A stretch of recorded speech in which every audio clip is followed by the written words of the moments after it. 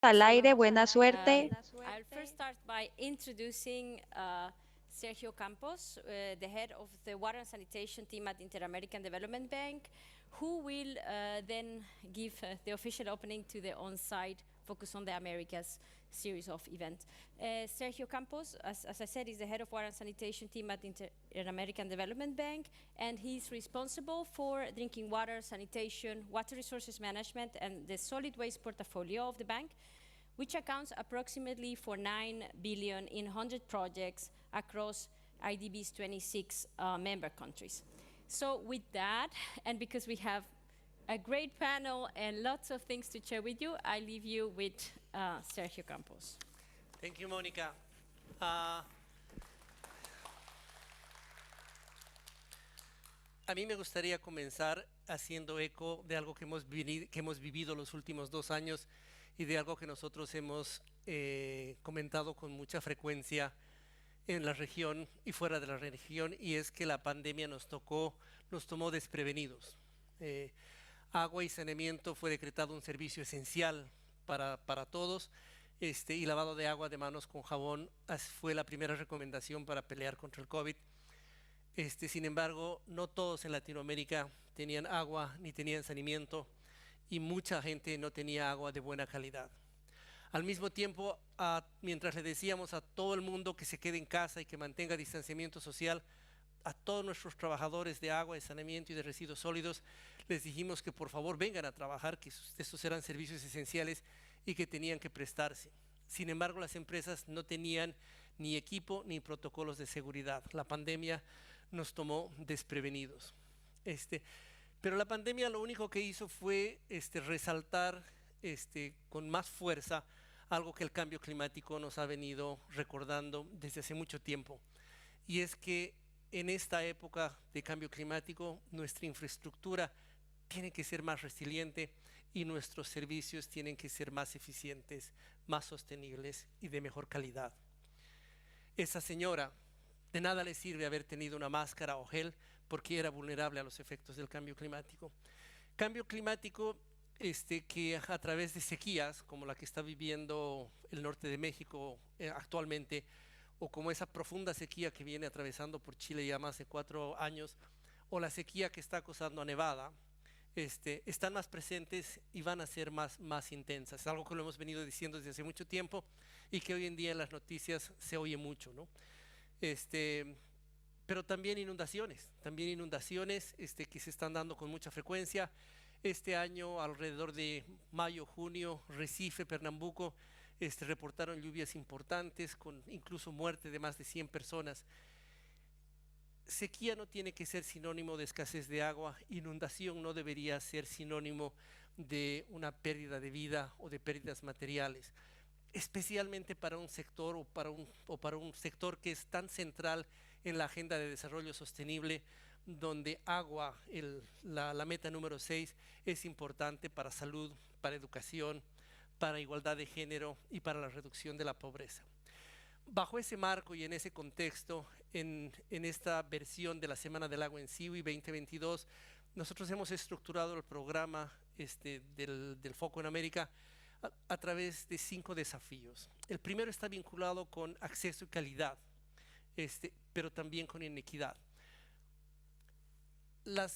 Cuando nosotros miramos a través de una definición mucho más estricta nuestra cobertura de agua o nuestra cobertura de saneamiento, nosotros vemos que en particular en saneamiento el manejo de excretas es menos de 1/3 del total. Es decir, hay más de 450 millones en Latinoamérica que no tienen un manejo adecuado de excretas, y hay más de 200 millones de latinoamericanos que no tienen un servicio de agua bebible o apta para consumo humano. Y más allá de las estadísticas, estas dos imágenes nos recuerdan no solo la importancia de incrementar el acceso, sino también de mejorar la calidad a través de la cual prestamos estos servicios. Al mismo tiempo vemos la parte de la diferencia entre los quintiles más pobres y más ricos, lo cual no solo es visible en esta gráfica, sino visual en esta foto. Y ni hablar cuando vemos el sector rural, donde hay una deuda en género, porque el acarreo del agua lo siguen realizando mayormente las mujeres en más de un 70%. Bajo este contexto es que en una de las sesiones, hemos organizado una sesión central en SIWI donde tocamos la importancia de visibilizar el valor del agua para el consumo humano, pero también hemos organizado un talk show y un showcase. El segundo desafío está vinculado con seguridad hídrica. La mayoría de nuestros ríos, de nuestros lagos, están contaminados no solo por descargas industriales o descargas agrícolas, sino también con agua residual no tratada. Y esto para una región en la cual el agua es una fuente de producción agrícola y es una fuente de producción energética, siendo una región que tiene 1/3 de los recursos de agua fresca. Poder manejar el nexo entre agua, energía y alimentos es también crucial. Poder invertir o trabajar con soluciones basadas en la naturaleza para mitigar o adaptarnos a los efectos del cambio climático es esencial. En ese sentido también hemos organizado una sesión en la cual exploramos el tema del nexo, agua, energía y alimento, pero además hemos organizado 2 showcases y un talk show, y además estamos apoyando así en la organización de uno de los seminarios centrales que toca el tema de valorar los ecosistemas o los servicios ecosistémicos y también las soluciones basadas en la naturaleza. El tercer tema en el cual estamos concentrando parte de nuestra actividad durante esta semana está vinculado con financiación, con gobernanza y con información. Un 30% de incremento en los costos se da por falta de transparencia o por falta de corrupción. Solo el 23% de los puestos gerenciales en las empresas los ocupan mujeres, y solo 18 países reportan tener sistemas de información confiable, información que es esencial para la toma de decisiones. Y nuestra región está invirtiendo el 0.34% del Producto Interno Bruto en el sector de agua y saneamiento. La financiación tiene que cambiar. Tenemos que cambiar el paradigma de la financiación. Antes de financiar infraestructura hay que poner primero a la gente, hay que poner primero al ambiente, y es por eso que tenemos que tener un cambio de paradigma. Y es por eso en la sesión con la que vamos a iniciar estamos hablando de hacer un cambio en el paradigma para poder invertir hacia el futuro en Latinoamérica. El cuarto tema en el que nos estamos concentrando es la gestión de los servicios y la inversión del sector privado. En Latinoamérica, el promedio de agua no contabilizada de pérdidas en la red está entre el 40 y el 60%. El nivel de micromedición está alrededor del 80%, y mucha de la inversión en saneamiento que hacemos tienen tasas de conectividad de hasta el 50%, con lo costosísimas que son esas inversiones, y además nos demoramos en muchos casos hasta 3 años en conectar a la gente. Más allá de eso, en el sector rural, el 30 o el 40% de la infraestructura que se construye no se opera y se mantiene bien. Tenemos un gran reto de mejorar la gestión de nuestros servicios. Y cuando hablamos de la inversión del sector privado, solo el 6% de toda la inversión privada que viene a Latinoamérica va al sector de agua y saneamiento. Tenemos que encontrar mecanismos para atraer un poco más de esa inversión privada hacia la financiación climática, hacia soluciones ambientales mucho mejores. Y para eso hemos organizado una sesión de la mano de nuestros socios del sector privado en Latinoamérica, en la cual vamos a ver cómo la valoración de nuestro capital natural puede tener un enfoque diferente y más convergente. Y asimismo también en las 3 sesiones que apoyamos a SIWI en la organización del seminario, que como mencioné anteriormente son valorar los ecosistemas, servicios ecosistémicos, y también las soluciones basadas en la naturaleza van a contribuir a ampliar nuestro conocimiento sobre este tema. Y finalmente, y no por ser el menos importante, porque por el contrario creo que es esencial, vamos a tocar el tema de innovación. La innovación y la transformación digital hoy en día se constituyen en el agente principal de cambio para poder lograr las metas de desarrollo sostenible. Si nosotros seguimos invirtiendo al mismo ritmo que estamos invirtiendo y con el tipo de solución convencional al que estamos haciendo, nuestros estudios indican que vamos a lograr las metas de desarrollo sostenible en 100 años. Tenemos que innovar, y la innovación no solo es tecnológica, la innovación es social, la innovación es financiera, la innovación es de gestión. Tenemos que crear mejor ecosistemas de innovación, tenemos que mejorar nuestra normatividad, tenemos que incentivar a que las empresas, a nuestros ingenieros, nuestros gerentes comerciales, nuestros operadores sociales, asuman la innovación como un reto particular y nos ayuden a hacer ese cambio. Solo a través de innovación vamos a poder hacer más en menos tiempo y con mejores resultados. Ese es el programa, son 13 sesiones de diferentes ámbitos, algunas son sesiones de plenaria, algunas son talk shows, algunas son talk shows y showcases. Para el banco ha sido y va a ser un placer apoyar a Latinoamérica en la organización de la Semana del Agua en Estocolmo. En nombre de los 27 conveners de las 27 instituciones que nos han ayudado este año a preparar SIWI, a todos quienes están acá presentes y a todas nuestras audiencias que se han unido vía virtual, les damos la más cordial bienvenida. Les deseamos mucho éxito y a SIWI un agradecimiento especial por invitarnos a esta semana en Estocolmo, donde no solo traemos algo de lo que hemos aprendido, algunas de las cosas que estamos haciendo bien, algunas de las secciones aprendidas que hemos tenido, sino que además venimos a enriquecernos con todo lo que otras regiones están haciendo.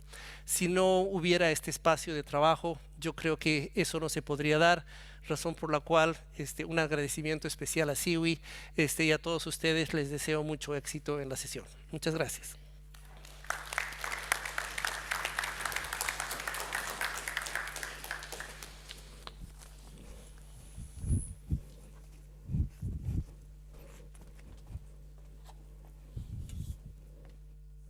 Thank you.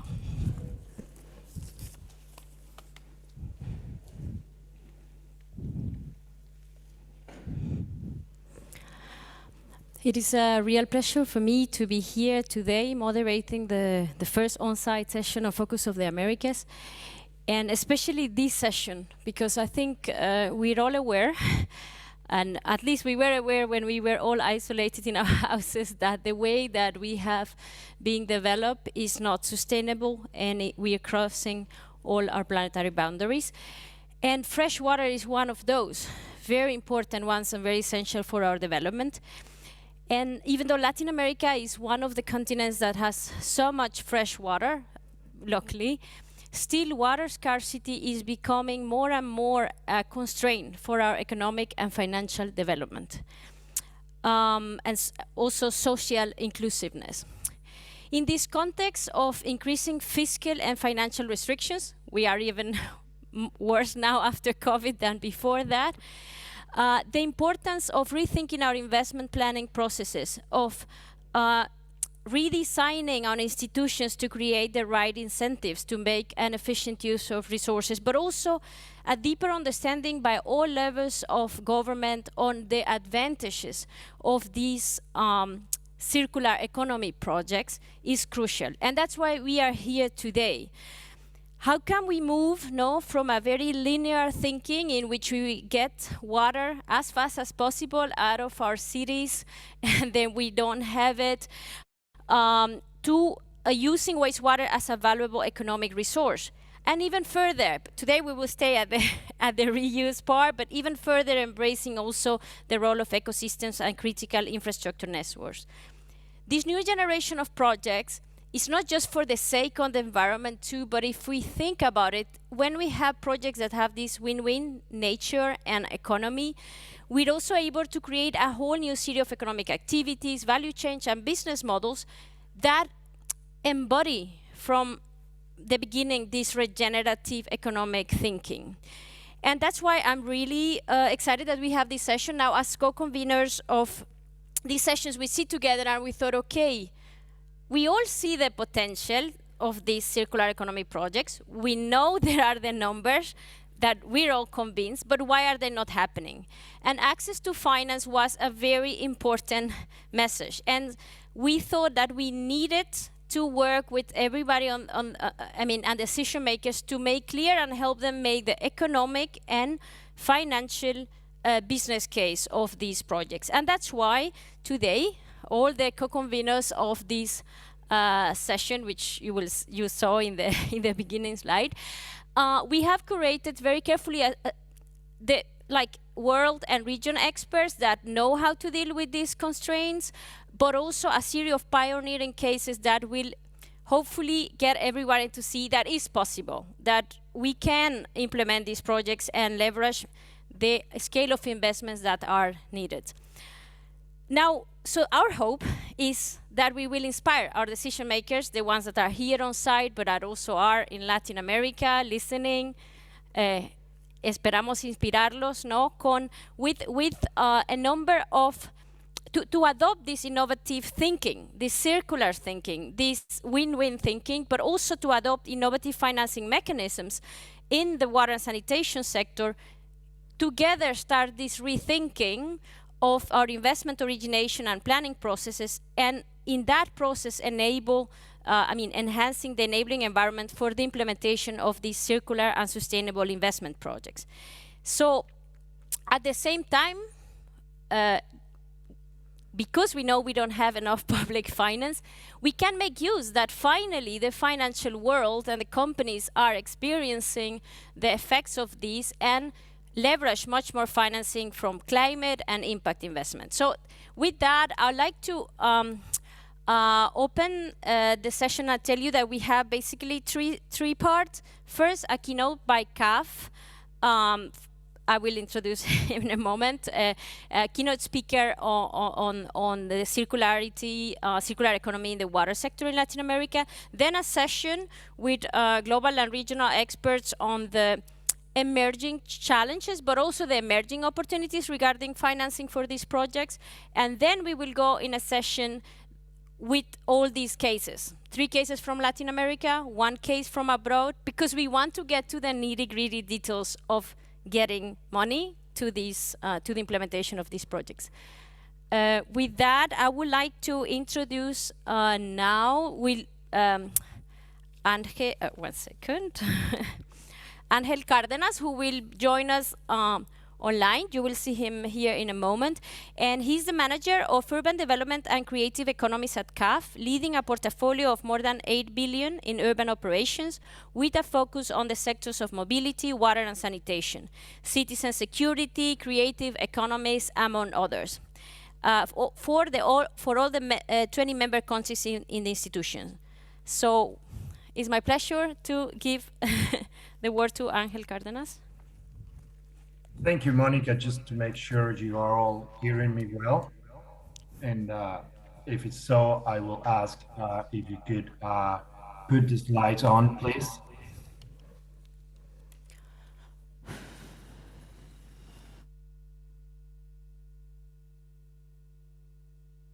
Hello?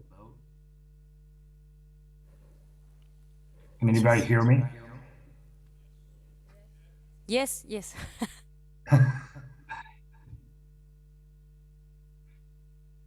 Tell me if you prefer that I present the slideshow. I was told that you were going to present it from Stockholm, but if it's better, I could probably share my screen. So just let me know.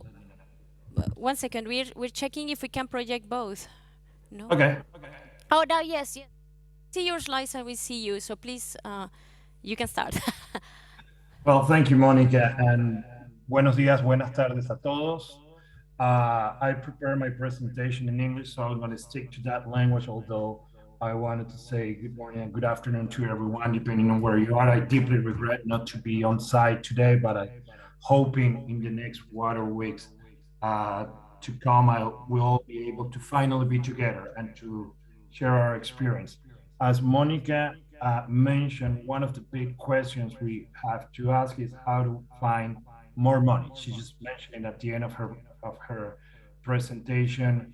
And in order to do so, I'm going to go through very quickly because I have 10 minutes in mind how the ways we could invest, and more importantly, what do we need to do in order to make it more effective in the water sector. And I think the first two, the first two reflections I want to share with you is that, the region, Latin American region, has been hit pretty hard after the pandemic. We all know that while we account for 8% of the population in the world, we accounted for 30% of the death.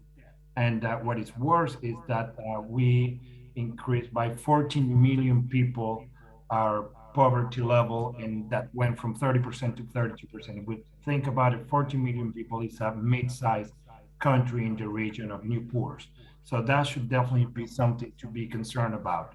And the second challenge we're seeing in the region, and we see it through the climate migrants, the floods, the high record temperatures, the fires across the region, is that we might be losing the battle against climate change.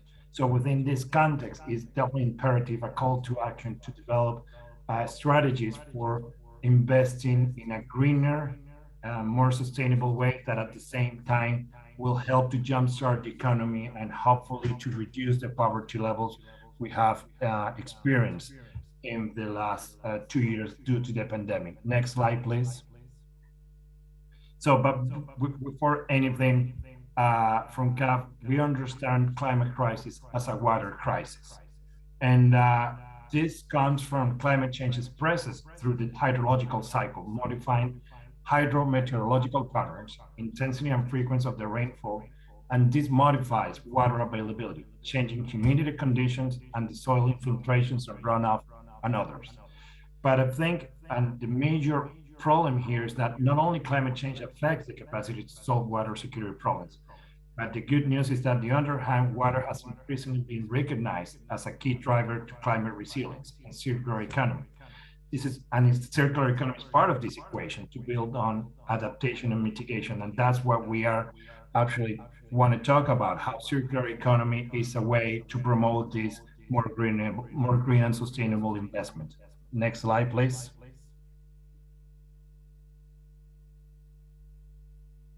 No, the one before, that one. So that one, water stress and circular economy.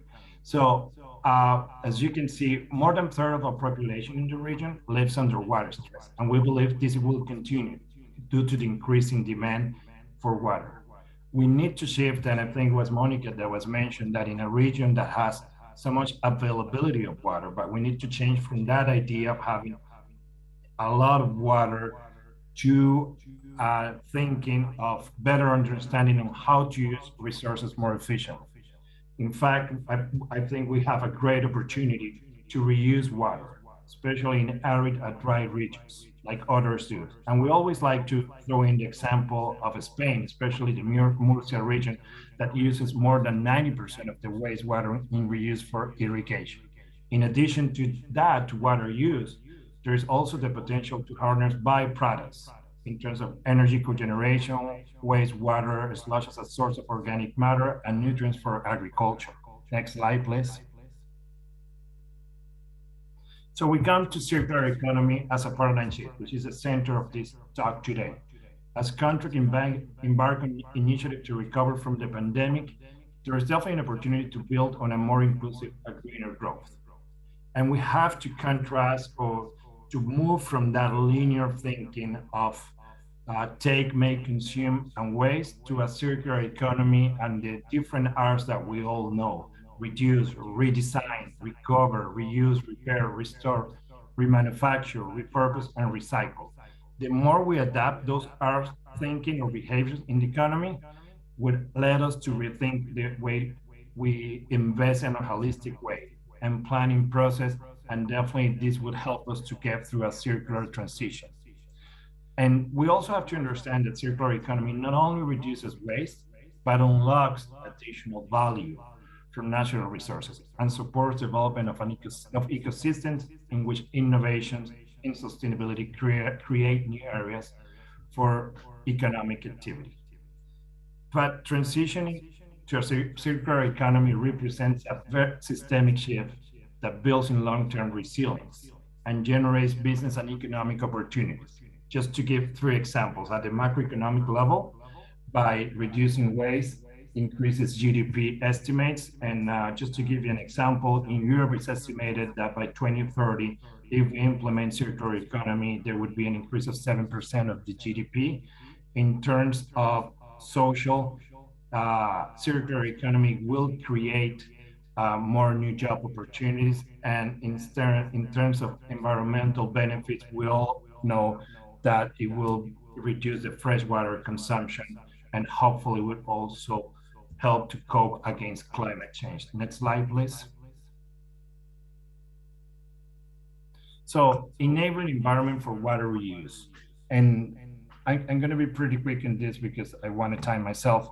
So we have conducted a study at CAF, and what we have found is that the enabling environment in Latin America is not necessarily the best one. We have to work on simultaneous topics, but the most important ones are definitely in terms of legal arrangements.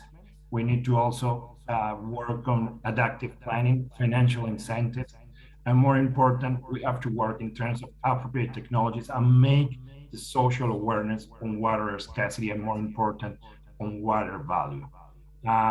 We believe there's still a large way to go, a long way to go in order to make the environment enabled to attract more of this innovative investment. But as you will see in the next slide, please, there are some cases that prove that we might have a good start. I'm just going to be pretty brief on this one, and we have the Tenorio and the Atontonilco plants, both in Mexico. They were both on PPP contracts, and what it was very important was the way the public and the private sector join forces and develop structures that actually make circular economy structures or models to work in terms of wastewater treatment plants. Next slide. Just go to the third one, please. Yeah.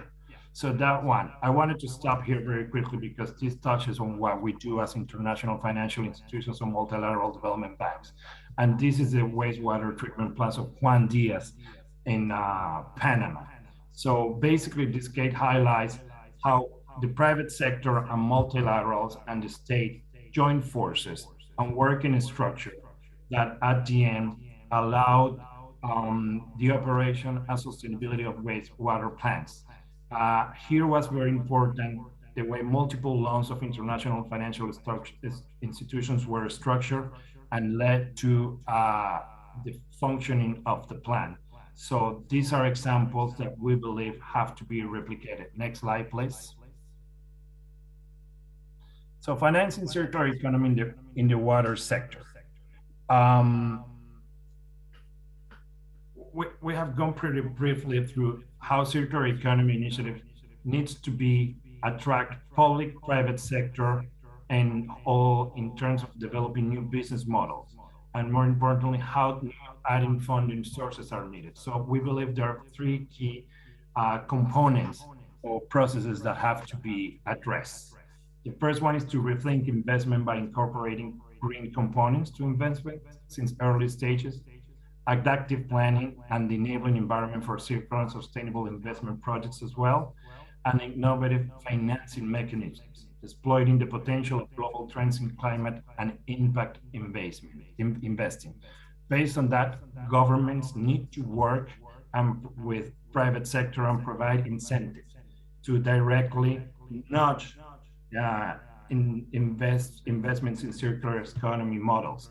Financial regulators need to integrate circularity concept into risk assessments, and international financial institutions such as CAF and other multilaterals can definitely serve as to reduce risk or be market makers and leverage climate funds and commercial financing, especially useful for large and medium-sized water utilities.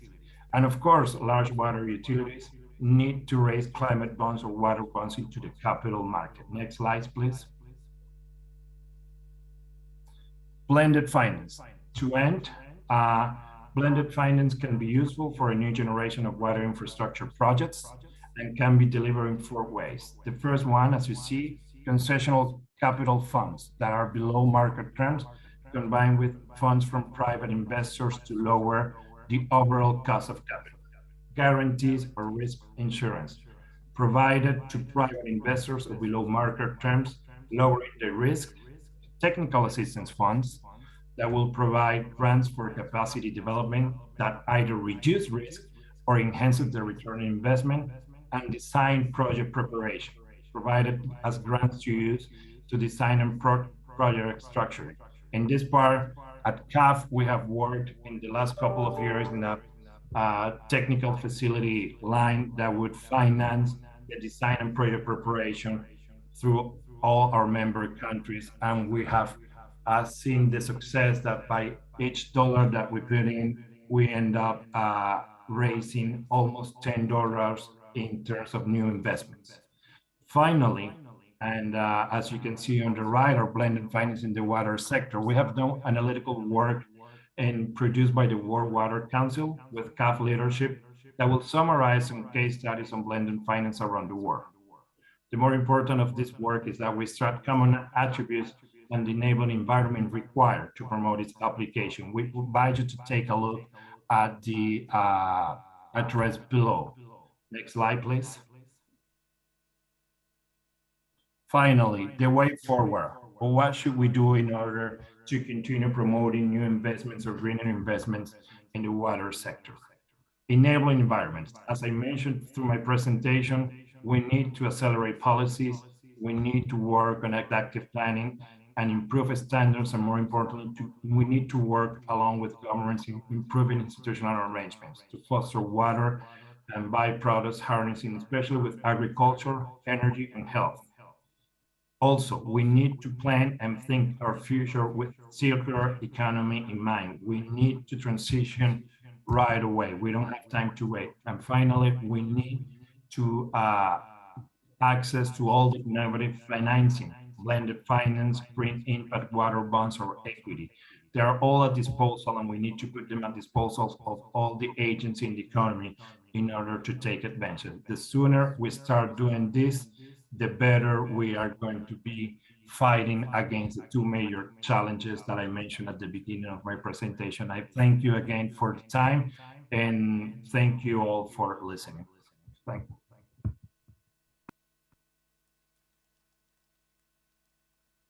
Thank you very much, Angel. I think before we go on to the other three panelists, I would like to repeat the aspects you said, how we need to rethink investments, adopting the green component, look at the planning process and see how we can, through that process, create and enhance the enabling environment for private sector investments, and embrace the potential of innovative financing mechanisms.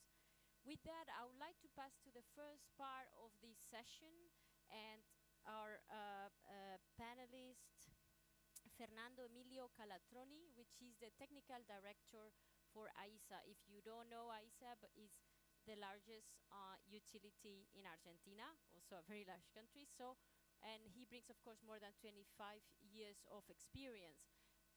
We asked AISA to give us their perspective as one of the largest utilities in Latin America. Maybe we move there 1 second. Of where do they see the potential of circular economy and the challenges also involved in their implementation.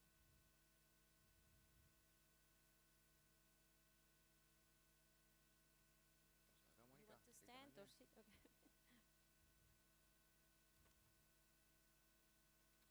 Bueno, ¿se escucha bien ahí? Sí, perfecto. Buenas tardes a todos. Bueno, gracias por la invitación a SIWI, al BID, a todos los organizadores, CAF, Banco Mundial, a todos. Ahí tuve un poco lo que dijo Sergio, y en primer lugar, como dijo, esta pandemia demostró lo débil que somos y de alguna forma todos los trabajadores del sector del agua trabajaron a la par de todos los trabajadores de la salud. O sea, en el caso de AISA, casi los 8.000 empleados que tiene la empresa salieron en el peor momento a manejar plantas, reparar reclamos, pérdidas, así que un poco también me gustó las palabras de Sergio, reconociendo más que nada al sector del agua y la importancia, ¿no es cierto?, en ese momento tan crítico, ¿no? En segundo lugar, las palabras de Mónica, hablando del cambio de paradigma, ¿no? Un poco mi presentación se basa en eso, en pasar también después, como dijo Ángel, de un pensamiento lineal a un pensamiento más transversal, en una economía circular, un aprovechamiento de los recursos. AISA, como ven ahí, es la empresa que provee agua y saneamiento en Buenos Aires y en 26 partidos de sus alrededores. Tiene nada más en su área que nada más y nada menos que 14 millones de personas habitando y tiene una superficie de más de 3.500 kilómetros cuadrados. A veces para llegar desde un extremo al otro tardamos entre 2 horas y media, a veces 3, si hay mucho tráfico, así que la magnitud es muy grande, 24.000 kilómetros de redes de agua. Y bueno, y un poco lo que voy a hablar ahora tiene que ver no tanto con las obras que se está haciendo para expandir el servicio, que todavía, como ven en la parte inferior de la presentación, todavía nos queda gente para llegar con el servicio de agua y de saneamiento, y para eso estamos haciendo obras muy grandes, obras básicas de transporte, túneles, ampliaciones de planta, emisarios, bueno, muchas con financiamiento de los bancos multilaterales aquí presentes, sino también quiero ir a cosas quizás que tengan que ver con ese cambio de paradigma, ¿no? Y básicamente tiene que ver con 3 proyectos que estamos llevando adelante y en los cuales tenemos que pensar. Uno tiene que ver con eficiencia energética. AISA es el 5º consumidor más grande de energía de la Argentina, después de grandes fabricantes de cañerías, de acero, etc. Esto es porque en el terreno donde estamos es llano y con lo cual necesita de bombeo, necesita de permanentemente impulsiones tanto en la parte del agua como el saneamiento. Y bueno, por eso es importante que trabajemos en este punto. Hoy estamos comprando parte de nuestra energía a un parque eólico. Tenemos un 18% de nuestra energía que es renovable. Realmente cumplimos con la ley, que hoy en día tenemos que estar en ese valor, pero por otra parte estamos trabajando en lo que son paneles solares, en las plantas de tratamiento, plantas potabilizadoras. Tenemos un proyecto, una prueba piloto que estamos llevando adelante con ayuda del BID, que tiene que ver con instalaciones de paneles solares en la planta San Martín, que es una planta emblemática de más de 100 años que hay en Buenos Aires, que produce 3 millones de metros cúbicos por día de agua. Pero ahora queremos dar un paso más y tenemos un proyecto que ya está, digamos, el proyecto terminado, buscando financiamiento, un proyecto de más de 100 millones de dólares para generar energía fotovoltaica. Esto está ubicado en La Rioja, son 1.000 hectáreas, que sería en el noroeste, una provincia del noroeste de nuestro país, con lo cual en 2 años queremos pasar a tener la mitad de nuestra energía que sea energía renovable, energía verde. Un poco en línea con lo que comentaba Ángel en su presentación. Segundo punto para hablar es el tema de las pérdidas de agua o la gestión eficiente de las redes. Producimos 6 millones de metros cúbicos por día, pero perdemos el 40%. Acá no me voy a extender, estamos trabajando en todo lo que conocen ustedes, renovaciones de cañerías, redes sectorizadas, válvulas reguladas inteligentes, pero ahora vamos a estar trabajando en un proyecto, en un PIFORAR, en parte de un préstamo que nos financia el Banco Mundial, que es la búsqueda de fugas invisibles a través de fotos satelitales, en el cual pensamos en más de 2 años. Se hizo a través de hicimos una prueba piloto muy importante con un fondo de cooperación japonés con la ayuda del BID y pensamos barrer toda la red de agua, los 24.000 kilómetros, buscar fugas invisibles en 2 años. Y por último, el último punto es lo que tiene que ver con la explotación y el manejo de los lodos de las plantas de saneamiento. Estamos viendo que vamos a pasar en unos 15 años de 6.000 toneladas por mes a prácticamente más de 40.000 toneladas por mes. Esto significa hoy en día la disposición nuestra es land farming, con los costos que tienen, si no hacemos nada, realmente van a aumentar muchísimo los costos operativos, Con lo cual estamos trabajando en lo que es cogeneración de energía y haciendo ensayo con nuestro Instituto de Tecnología Agropecuaria en lo que tiene que ver con cobertura en suelos forestados y el uso de esos barros ya tratados para eso. Bueno, para finalizar, acá dejo algunas líneas que tienen que ver con lo que se fue hablando en los colegas que estuvieron antes que yo, que tiene que ver con el cambio de paradigma, el cambio de enfoque, el pasar de alguna forma de hablar de una planta de tratamiento a una unidad de producción, ¿no es cierto? Y tratar de, ¿no es cierto?, de aprovechar todo lo que podamos nuestros recursos. Así que bueno, muchísimas gracias. Bueno. Sí, sí. Muchísimas gracias, Fernando. Donde usted quiera. I think before we go on to the next panelist, it was great to see a concrete example of a utility in Latin America that ambitions to go from 80% of renewable energies, for example, in their energy metrics to much more, no? To tackle the 40% of non-revenue water, and last but not least, really to take much more out of sludges, no, and make that actually a contribution to soil health. And I think I really like maybe to say to go to the next one is how do we think from a wastewater treatment plant to a production unit, right? That embodied that new thinking. Thank you very much, Fernando. With that, we want to welcome Silvia Sarabia, which is the head of the water department at the Economic Commission for Latin America and the Caribbean, CEPAL in español, who will tell us, no, from a study they did, what is the potential they see in the region. So it's real numbers that I hope get us thinking that we really have something to do and something to gain to move to this new paradigm. Silvia, bienvenida. Gracias, Monica, and thank you, everybody. It is truly a great honor to greet you and join you today, even though it's online, in this important session because it covers a truly relevant issue for our region.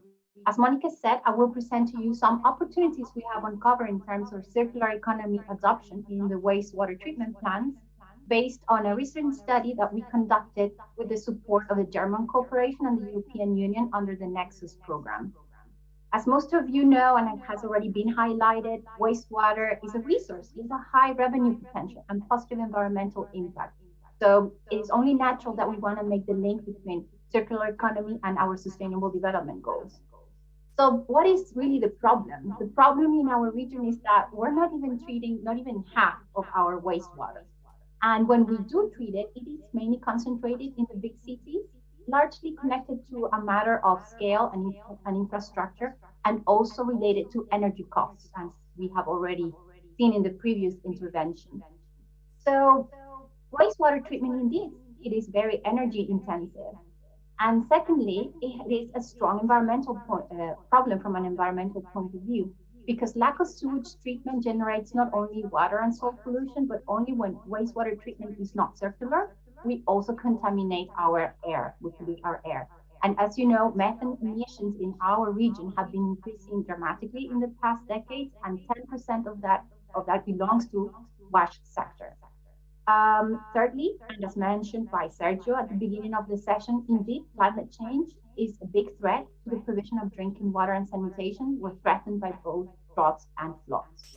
So in this context, we are working from ECLAC to generate evidence on the technical and financial feasibility to implement wastewater treatment projects, but not in the big cities. We're focusing on other areas that we know are not treating water at all, which are mainly those municipalities between 300,000 inhabitants to up to 3 million people. And we conducted this study using 75 wastewater treatment plants chosen from a database of over 3,000 wastewater treatment plants in over 5 countries of LAC, and we classified them by both size and technology. So let's see in this next slide what we found out.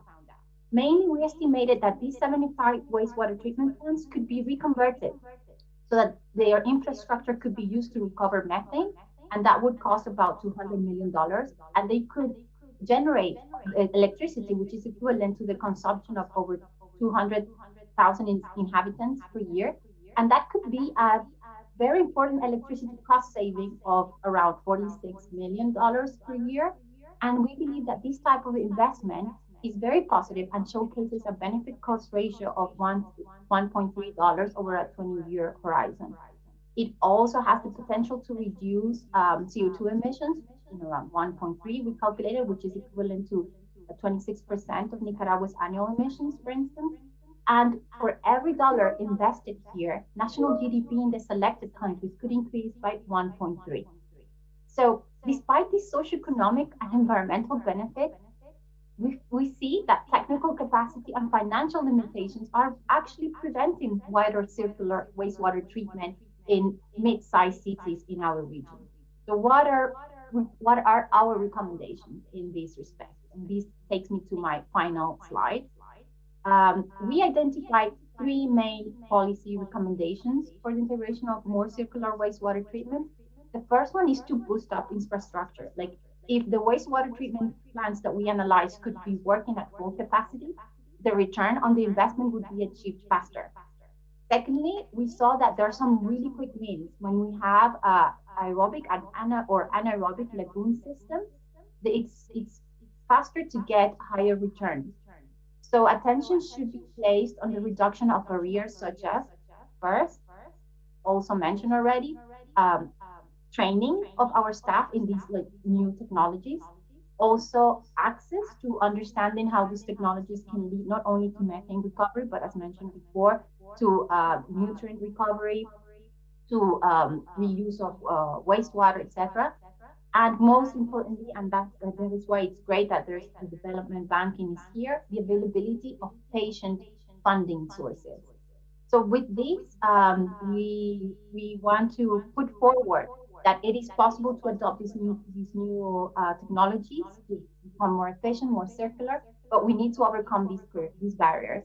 We believe as well that wastewater treatment plants are a great opportunity for private-public cooperation, and in the next forthcoming regional water dialogues here in LAC that ECLA will be hosting in January, we hope to put forward the idea of water for development. So thank you very much for your attention.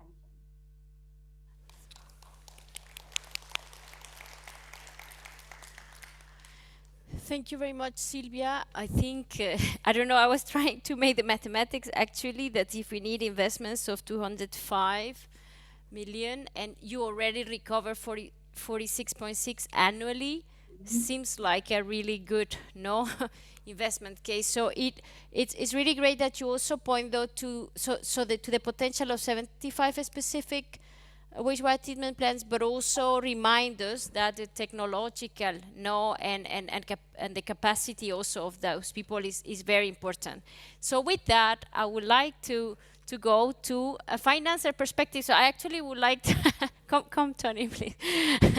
I think those 75 wastewater treatment plants still feel like a great investment. Now I would like to ask Tony Clem from Water Equity, and previously also head of the private sector facility at the Green Climate Fund. Now he's Infrastructure Director of Water Equity, to share with us what are the innovative financing opportunities you see and that could enable us to leverage private sector investments in this sector. Thank you.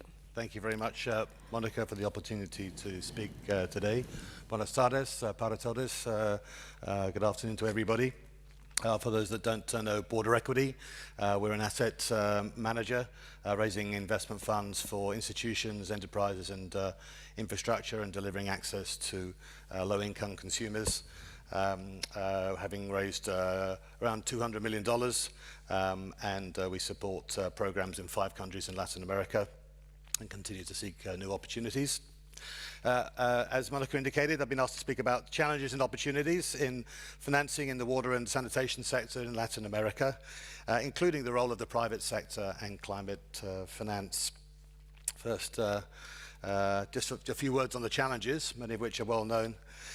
Clearly, the provision of the right access for water of adequate quality. Maintenance is a huge challenge. In fact, according to CAF, who's here earlier, clearly the estimated investment needs for the relevant infrastructure demand. So on the supply side in Latin America is, to make the relevant targets is 0.3% of GDP until 2030. But really, the state of the benefit which can accrue means that between 1 and 2% of GDP can provide economic benefits, and it's a really good economic return. People, I think, recognize that more generally.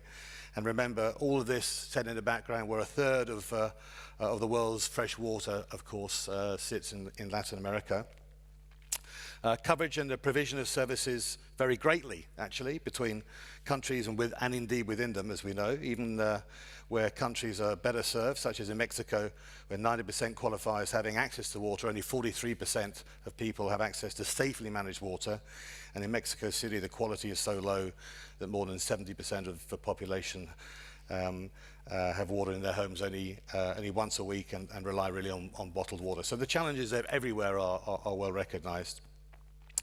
I think finally, in terms of challenges, the ever-present pressure of public budgets to fund investment to meet SDG 6 and a very real effect of climate change on all aspects of the water cycle mean that the challenge of mobilizing adequate finance is very real indeed and has a very real impact. And indeed according to IDB data, the current level of investment in Latin America and the Caribbean will not be sufficient to meet SDG 6 until 2100. And of course, COVID has made these challenges even more stark. So what about the opportunities for financing and reversing this trend or addressing it? Establish sources of public and private financing, including from multilateral, regional and national development banks, continue, of course, to play a critical role right across the whole region, both for the benefit of public and private utilities. But the potentially reliable investment returns, which of course the infrastructure assets from such infrastructure as in the water sector is very attractive for many infrastructure investors. You know, the construction obviously of clean water treatment plants and the networks and the wastewater plants. And there are many institutional investors, retirement funds and other private sector investors that represent a very good match for financing the expansion and operations of these assets to provide the services. And indeed, they of course provide the opportunity to fill the funding gap. Obviously, in countries such as Chile and Brazil, this type of investment support within the sector has really represented in significant scale, and many investors from Canada, of course, from Singapore and many other international sources have made significant financial commitments in the support of the sector. Not all countries and not all regions have been so fortunate, of course, and in the north of Brazil, despite there being 90% coverage in the south, less than 20% sewage connections, of course, exists. In terms of newer sources of finance for the sector, including support the private sector, there remain nevertheless many affordability issues, and the perceived risks and the real risks relate to public partners for payments and the commitments of policies within the sector are not always favourable to private sector involvement. Project design to support bankability, improve policies may ultimately not be sufficient, and other mechanisms, including microfinance and output-based aid, may still be needed. Finally, in terms of other and more recent opportunities for financing, a word on climate change and blended finance within the sector. Clearly, ensuring access to water and climate resilience investment really addresses the vulnerability of communities in the face of climate change and such events as flooding and drought. As communities seek more reliable access and quality of supply, the role of climate finance can represent, and the blended finance can represent a support to private investment where affordability is not adequate. The mitigation benefits of investments in sectors such as renewable energy are well known, Water, of course, is climate, and climate is water, and that provides, I think, a new and a very important opportunity for the sector. Thank you very much. Thank you, Tony. Please take. So thank you, Tony, and I think I was starting to get a little bit down from all the challenges of financing Latin America, but I'm happy to hear that you do see that climate finance, because water is climate, climate is water, could be an opportunity to navigate, no, and finance that transition. So with that, I would like to move to the second part of this discussion, in which we will go on to practical and very concrete cases in Latin America, and we can have a look at those numbers together. But before that, I would like to ask Diego Rodriguez, lead economist from the World Bank Group, to tell us about how does the World Bank is framing this circularity in the water sector. How do we assess that we're moving into that direction? And in that way, set the framework for the discussion on the cases. Thank you, Diego. Gracias, Mónica. Buenas tardes. ¿Me escuchan ahí, no? ¿Se escucha? Bien. Gracias también por invitarme, a pesar de que ya no estoy más en la región, pero siempre me gusta volver a discutir estos temas. Para abrir un poco la siguiente sesión, lo que vamos a presentar aquí es un poco el marco conceptual o el marco que hemos diseñado en el Banco Mundial y con el que hemos trabajado ya con muchas ciudades y países alrededor del mundo. Esto es un marco que lo diseñamos con nuestros países clientes. Y aquí lo único que voy a enfatizar, porque ya hablamos mucho de la parte dentro del círculo, que es toda la noción de que estas son fábricas de producción, ¿no? de diferentes tipos de productos, el tema de recuperación de recursos de varios tipos, tanto sea para la agricultura como para el medio ambiente o para las industrias en las ciudades. Pero quiero enfatizar quizás el círculo de afuera, que es que lo que tenemos que estar conscientes es que la economía circular no es un fin en sí mismo, ¿no? Y que tenemos que estar siempre diseñando nuestros productos, nuestros programas, nuestras estrategias, teniendo en cuenta cuál es el objetivo final, ¿no? Esta es solo una ilustración de cómo lo pensamos nosotros. Pueden haber varios diferentes tipos de interpretaciones, pero lo que decimos es que lo que tenemos que tratar de tener es un buen punto de entrada en el diálogo con el operador o la ciudad, en muchos casos también con las mismas cuencas.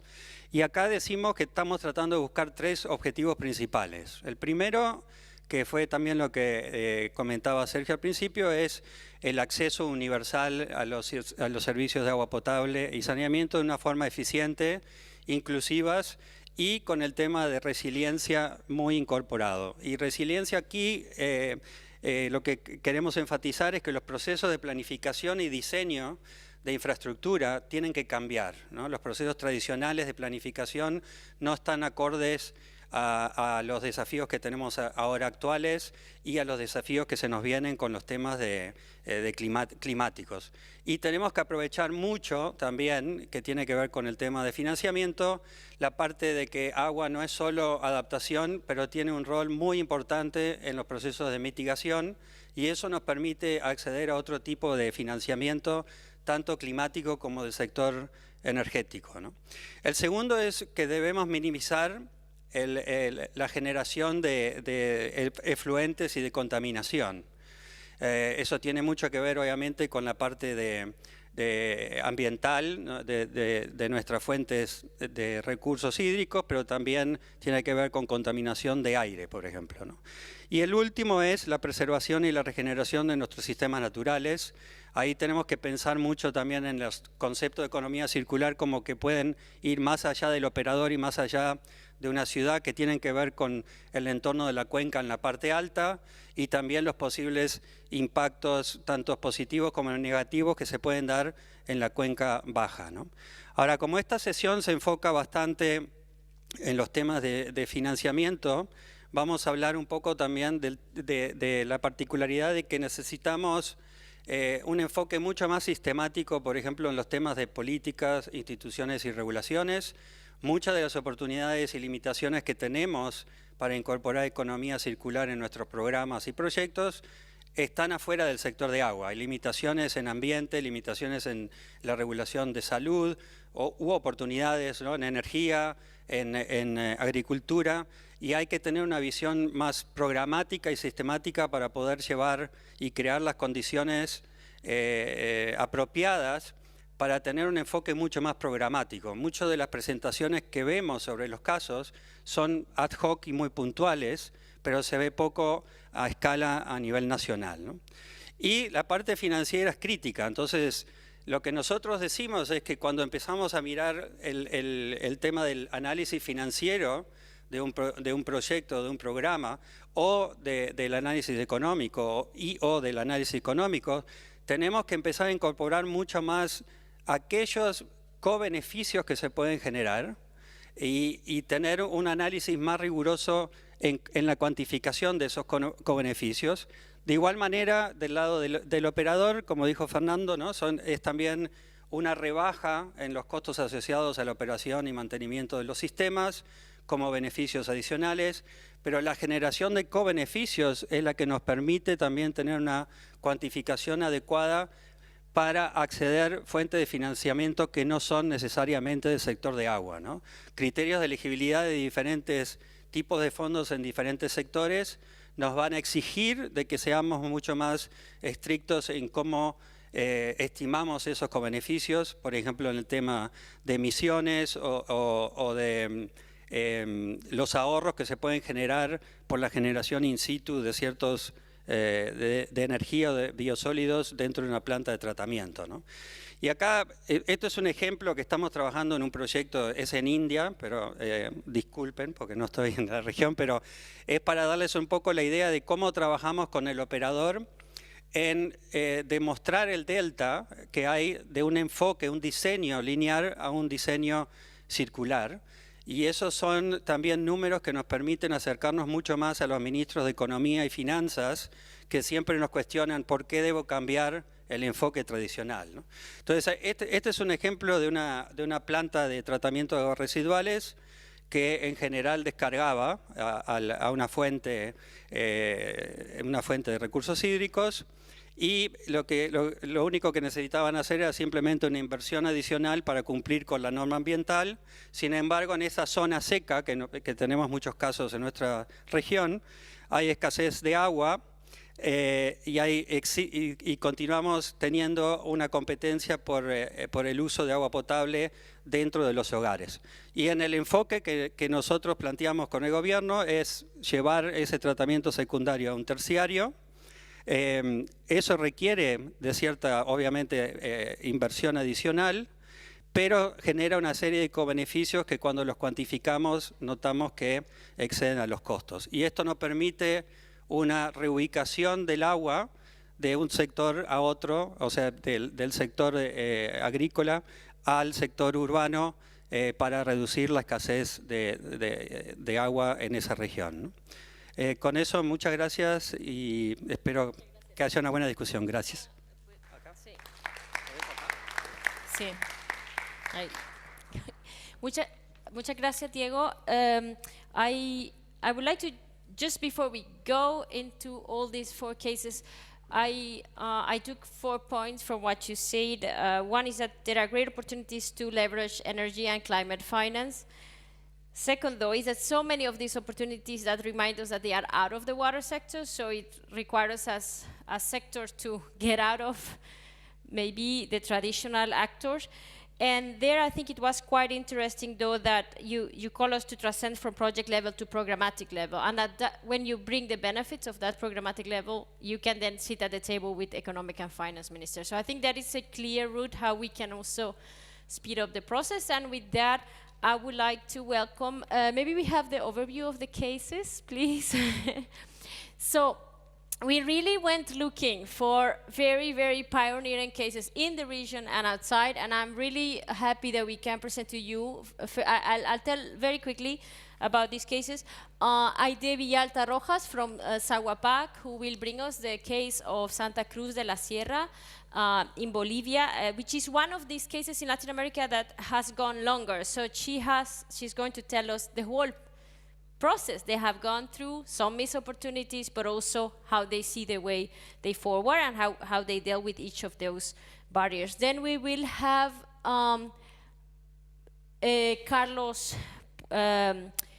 Puentes from Banobras, that's the Development Bank of Mexico, who from a national bank perspective will tell us how they are investing in this, but also some specific cases so that we can go to the economic and finance rationale of those projects, right? And that also corresponds to a larger discussion in the water sector about the role of national banks in financing the water sector, which was conducted before by IRC, which is one of the co-conveners of this session. And I don't know if I'm saying correctly, but IWA, which is one of the largest private water sector operators in Brazil, Felipe Ratfingel, will tell us also about how and why they raise climate finance through they have the first bond certified by the Climate Bonds Initiative in Latin America in the water sector, and why actually this makes so much sense, right? And because we really wanted also to enlarge the discussion on that there may be opportunities beyond, and how do we go beyond the water sector, changing some of the contracting characteristics too. We also have a case in Tangier, Morocco, of water reuse that will be presented by Jeromine Albertini from Veolia. So with that, I can breathe back, and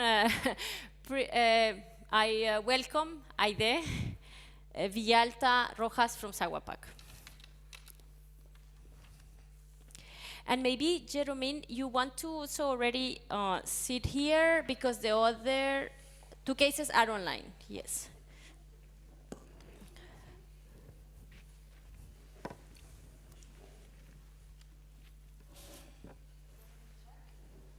¿Sí?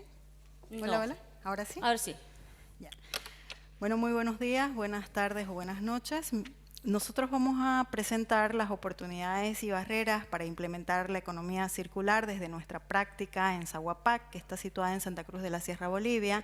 Somos una cooperativa que presta servicio a 1,5 millones de habitantes en la ciudad, con más de 260.000 conexiones. Después de lo escuchado en estas 2 jornadas, pues quiero regalarles una palabra, ya en guaraní, que es una de las 38 lenguas de mi país. Y esta palabra es boroayu. No tienen idea de lo que significa. Significa amor. ¿Y ustedes saben qué significa amor en guaraní? No tienen idea. Bueno, significa saciarnos la sed. ¿No? Hermoso. Significa que nos saciamos la sed uno al otro, no es saciarse solito. Y creo que es uno de los aportes que nosotros damos desde la filosofía de los pueblos, pero también desde la esencia del cooperativismo en Santa Cruz. ¿No? Y por qué funciona y por qué trabajamos tan duro día a día en Saguapac. Ustedes pueden buscar la página www.saguapac.com.bo y van a encontrar más información de nuestro trabajo a lo largo de los años. Porque bueno, en 5 minutos no vamos a poder resumir todo lo que hacemos. Ya viniendo al tema, ustedes ven la planta de tratamiento, una de las plantas de tratamiento. Fueron las primeras en Bolivia, más o menos en el año 68, 70, del 80 al 90 se hicieron más plantas de tratamiento y fueron mejorándose progresivamente. Primero no tenían tamices, luego se fueron incluyendo rejillas, desarenadores, para remover los sólidos no biodegradables que no se habían tomado en cuenta al principio. Y ahora tenemos 7 plantas de tratamiento, 3 que tienen humedales artificiales y otras 3 que tienen fangos activos. Estas plantas de tratamiento tenían como una segunda fase que ya era la quema de biogás. Se incluyó el sistema de quema de biogás, que fue favorable y satisfactorio para los vecinos porque ya no tuvieron los olores, ¿no? Disminuyeron mucho con esto de la quema de biogás, y también se redujo el efecto negativo en el medio ambiente. Se tenía prevista la continuidad para poder generar energía eléctrica que podamos utilizar en la misma planta de tratamiento, pero aquí, a pesar de que la regulación en Bolivia es favorable, existe la ley de electricidad número 1604, en la que establece que pueden haber autogeneradores de energía y estos, el operador local, en este caso CRE, tendría que conducir esa energía y nosotros deberíamos utilizarla en otro lugar, no solamente en la planta de tratamiento, pero el operador local entendía que teníamos que venderle la energía que nos sobraba y luego ellos nuevamente nos las vendían en el otro lugar de conexión. Entonces, esto ya no era factible económicamente, porque el CAPEX y el OPEX no resultaba factible y era inviable en ese momento. De modo que dejamos un poco ese proyecto y nos dedicamos más a responder a la demanda de alcantarillado sanitario que teníamos de manera permanente. Nosotros, en el caso de Sahuapac, también vemos, ustedes van a ver ahí, ven ahí en la foto, cuando se hace el tratamiento de los lodos, se lo hace mediante un secado natural y luego se lo utiliza para fertilizar también esas áreas naturales que están alrededor de la laguna. Entonces, se tienen a largo plazo todavía muchos desafíos para trabajar con biotecnología y utilizar estos biosólidos tanto para la producción de energía y para otros aspectos. De momento se tienen los estudios técnicos y lo que nosotros necesitamos es llegar a la cobertura de un 100% en el alcantarillado sanitario, y para poder hacer esto, pues todavía nuestros desafíos son a largo plazo para poder tener ya no solo la regulación favorable, sino también poder tener el financiamiento para poder cubrir estos proyectos. Muchas gracias. Aide, por favor, toma lugar. And with that, we would like to now invite Carlos Puentes from Banobras, which is online, to share their experience. Bienvenido, Carlos. ¿Qué tal? ¿Cómo están? Un segundo, perdón, me voy a poner el chicharro del micrófono. ¿Me escuchan bien? Gracias. Sí, perfectamente. Bien, Empecemos. muchas gracias. Adelante, por favor, con la presentación. Primero, solamente comentar y recordarles que Banobras, and I'm going to switch to English, sorry. My presentation is in English, so I'm going to switch. Banobras is the National Development Bank in charge of subnational debt provision, public service, and infrastructure financing. We do that through debt guarantees and leasing in two main areas of the bank: the state, municipal, and other subnational entity financing, and then the private sector project finance. Then we also have the National Infrastructure Fund, and together within Banobras, and together we try to lever and support national development plan, provide debt financing and technical assistance for infrastructure and public service financing, facilitate private equity inflows for infrastructure project development, take risks that the market is not willing to cover, close the financeability gap, and financing long-term projects in competitive terms. Adelante, next. I'm going to talk today about this couple of projects, the new water sources and efficiency combination for the Los Cabos desalination plant and financial and operational sustainability of the OMSAPAS, the water public utility company that runs the operations in Los Cabos, which is one of the most important bets of the National Water Commission, CONAGUA, and FONADIN in the last decade. The strategic nature of the project stems from the city's importance as one of the main tourist destinations in Mexico, one of the areas with the highest economic growth and population growth within the country, and a place that faces dramatic pressure to provide the population from with adequate services. Project analysis began in 2012 and received support from FONADIN to develop all the feasibility studies to ensure availability of water for a horizon of 30 years. The deficient operational and financial conditions of the water public utility and the hydric stress observed in the municipality of Los Cabos obliged FONADIN and CONAGUA to develop a solution that not only ensured the construction of the second desalination plant, but also a project of intervention in the distribution network that maximized value for money and efficiency increases to make the water public utility commitments financially viable. Just to stress that today, Los Cabos is providing water to the population in a cycle of 20 days in average. And the projects had the objective of ensuring continuity of services with quality and quantity that will change dramatically the situation of the population.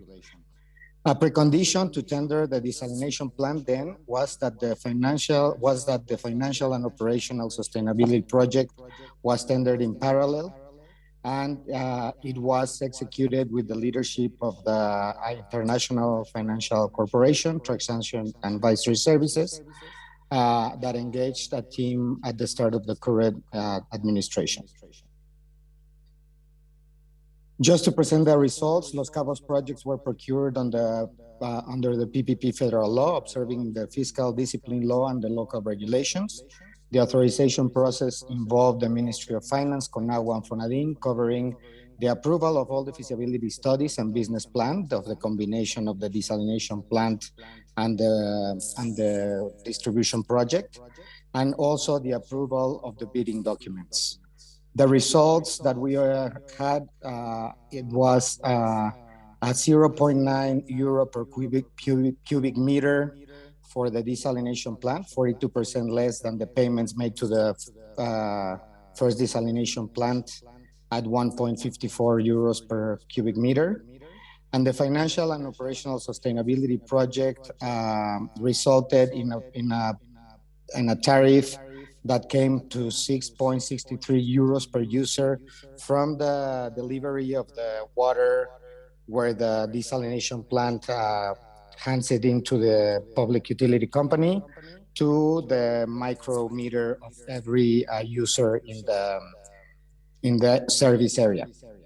This was 29% under the next best bid proposal, and it was 56 under the estimated price considered in our feasibility studies and the decree of the local legislature that made the project possible. It is expected that as a result of the implementation of these two projects, not only will the community of San Lucas will be able to receive drinking water with quality and pressure, as I said, but that the water public utility company will be able to increase collections from the population, taking its revenues to a level that covers service of both contracts, the payment of the first desalination plant, and also meet other challenges related to water treatment that are already being planned, because as a result of the additional inflows of fresh water, then we'll have to account for the new stage of water treatment in the same service area. Please go forward. 2 slides, I think. Just to stress that these 3 slides more, that to the last slide, please. Just to state that the project was developed under the project financing structure that Mexico has developed with the participation of Banobra since the beginning of the public-private partnership program in the early 90s. The local governments signed a PPP contract with an SPV that is integrated by different consortiums of developers, constructors, operators. Sometime, one-stop shop with big companies like Veolia or Acciona or Inima. And it was secured through guarantees that the project receives through federal revenue tax transfers and local taxes. All the flows go through a securitization trust fund, and would be happy to discuss this legal structure if anyone wants to learn more about it. Thank you very much. See, okay. With that, I think it was really great to see this very concrete financing of this project in Mexico. And with that, I would like to go to Igua, who will tell us about the first certified climate bond in Latin America. Please, Felipe, welcome. We're looking forward to your presentation. We need to ask you though to be much shorter, 3 minutes, because we're really running against time. Thank you. No problem. So first of all, thank you very much for the invitation. It's a pleasure and honor to be speaking at this event and to present in Igua, even though 3 minutes, but we're very dynamic here, so it fits our profile. So very quickly, in 30 seconds, I just to tell everyone that who don't know who Igua is, very briefly. Igua, we are one of the 3 largest private sanitation companies in Brazil. We own 18 operations. Those are concessions and PPPs in Brazil, serving over 7 million people here in the country. We're a relatively young company, born as it is today in 2017, controlled by Agile4 Capital. It's a Brazilian private equity company. And in the last few years, we had also 2 large shareholders joining the company, AMCO and CPP Investments, both are Canadian. And in 2020, we issued sustainability debentures, which is the topic here, which I'm going to talk about. And that was a kind of a surprise for us to find that this was not. We're the first ones to actually label it as sustainability bonds and also as a green bond, which is exactly what we're going to talk about now. And just to finalize, most recently, we also won one of the largest blocks here of concessions, the Rio de Janeiro concession. So that's who we are in less than a minute. So if you could go to the next slide, I'd appreciate that. So the 2 issues that I mentioned, they sum up around 880 million reais, or roughly $180 million US dollars. Those are projects to fund our capex for 2 of our 3 largest concessions, Cuiabá and Paranaguá. And I'm going to talk what exactly is what we did, but just first, let me tell you why we chose this path of certifying both issuances. First of all, when I say it connects with our strategy, we take this topic, ESG, very seriously. And one thing that we found out is in the middle of a big greenwashing scenario we see, it's very important for us to have also the most important certification companies, NSCs, and etc. Also verifying and validating what we do, who we are, and what we talk about. So it was important for us to show what exactly we do at the company, what these projects are funding, right? So these are projects that, even though it seems obvious that in sanitation you have a social and environmental impact, the certification goes beyond that. You actually have to show that the allocation of those resources and what you do at a company, these are aligned with with the standards that are needed for the certification. And I'll give you a few examples. We we're the first sanitation company in Brazil to commit with the Science-Based Target Initiative to reduce carbon emission. Also the first one to commit to being net zero in carbon by 2030. We are part of the UN Global Compact. We are also part of the IDB Green Bond Transparency Platform. So we're trying and doing a lot to show what we do. And this is really important because of the second point, right? We still are very much behind the curve here in Brazil. I think Sergio showed mentioned Brazil a couple of times in his opening remarks, talking about Recife. One picture showed one of the largest slums that we have here, which is also in Rio. We are very behind the curve here, and we need resources. And having those labels, have those stamps, and showing what the companies are doing here, what we're doing in terms of the social and environmental impact is really important. We'll bring more resources to Iguatu, Brazil, and the whole region. And third, I say it's in our DNA to be pioneers. When you find out that no one has done it before, it motivates us probably more than any other company here. So let me tell you what we did exactly, what those certifications are in the next slide. So we did two different certifications. The first one is what we call the second party opinion. It is issued. I'm sorry. Can you already see the next slide? Okay, I'll just move on. No problem. So the first one is what we call the sustainability debenture. It's a second party opinion issued by a specialized firm. Basically, they have to confirm that the bond, the project, the company itself will meet the criteria defined by the green bond principles. So when we have a green bond combined with a social bond in the same issuance, it is called a sustainability bond. And we are very surprised to find out that we are the very first one in sanitation here to issue that type of debenture. Yeah. And it's really Felipe, important. Yeah.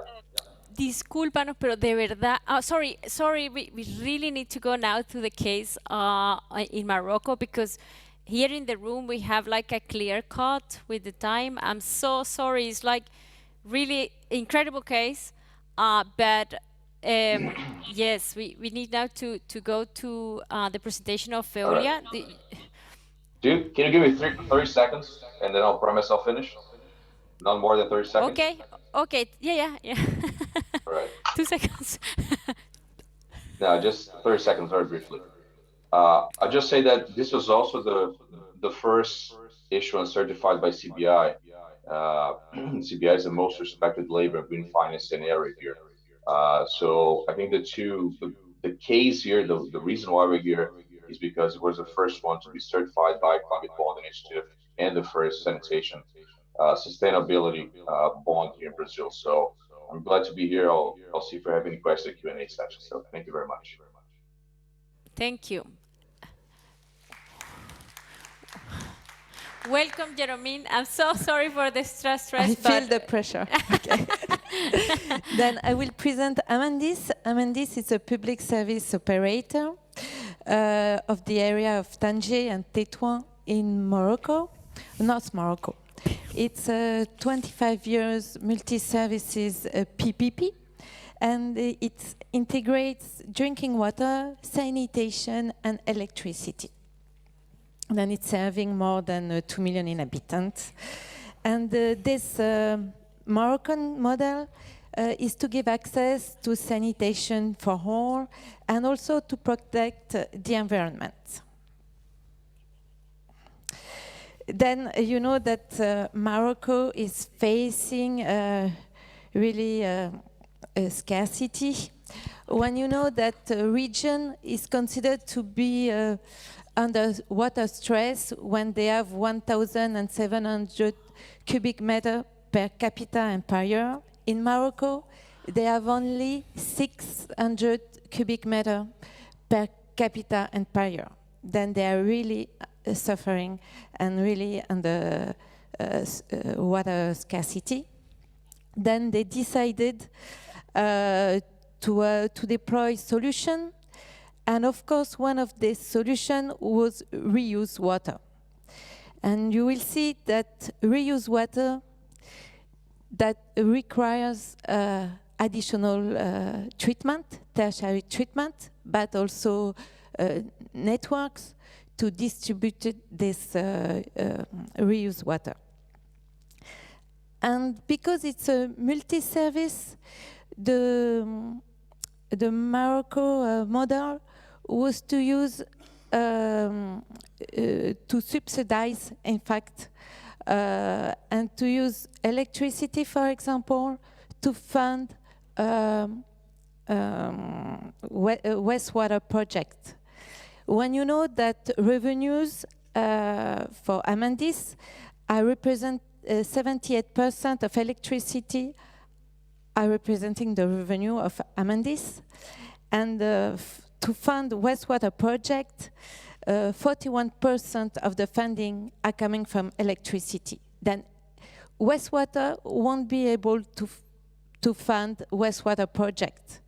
Then electricity is coming and helping to fund the other projects.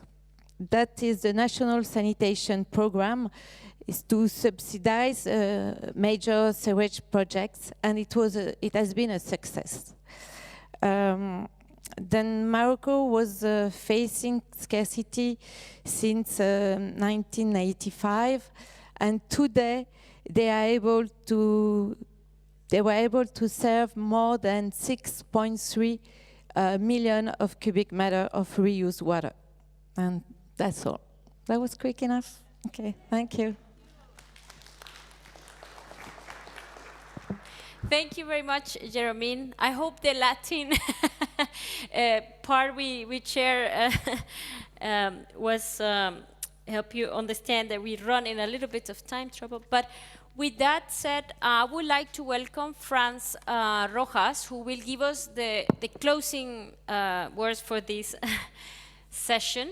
Thank you very much. It was incredible, inspiring all these cases. And for the ones who are online, please send us your questions. I'm so sorry that we can't go in depth, and we will reach to the panelists to answer them. And for the people that are here, we can continue the conversation. Also on the cocktail that will be tonight at 6:30.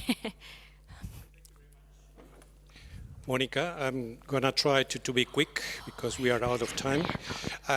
Definitely this session has been very rich and inspiring to promote a paradigm shift in the region of Latin America. And we have seen that after pandemic and the unequivocal extreme events of climate change, we are called for adaptive planning and innovative financing. So let me first saying that we have to switch in Latin America from the perception that the region has abundant water, 30%, 28% of world water availability, because it's contrasted with the asymmetric distribution, that many areas are suffering water stress or water scarcity, and the climate change continues.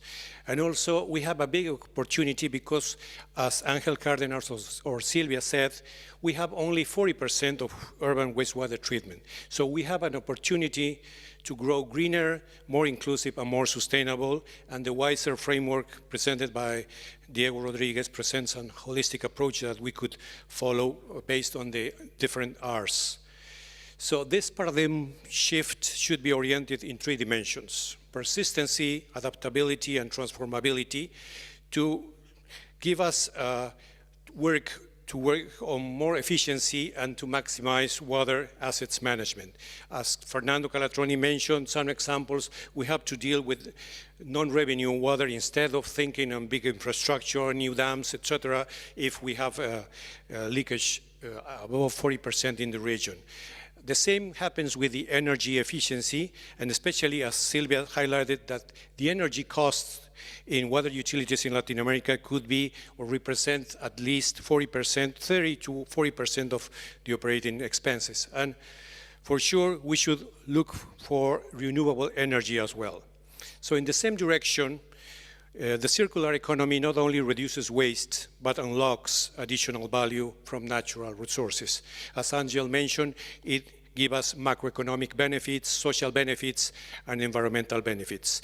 And the adaptive planning obliges us to rethink differently, and innovation should be the place to follow. And not only on technological aspects, but in social arrangement, institutional arrangements, and also on financial arrangements, including the blended finance schemes. We have seen different possibilities to combine grants and concessional loans with equities or debts from commercial banks or project financing. So these are opportunities because we understand that countries are under pressure due to many demands from different sectors asking for recovery.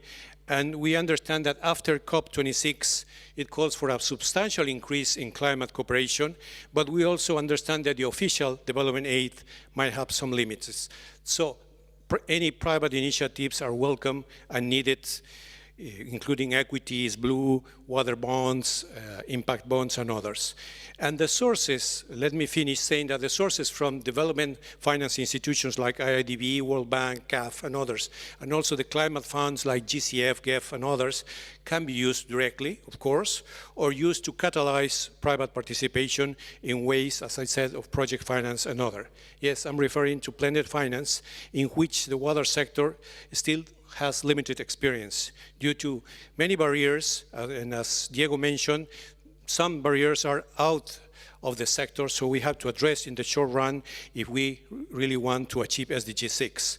So, my dear colleagues, after these inspiring participations, I would like to conclude by saying that we can get more knowledge exchanging in sessions like this one, and I'm pretty sure that we all have the awareness and willingness to cooperate, to learn much, and to promote the paradigm shift. But we need to work together and act together. Thank you very much.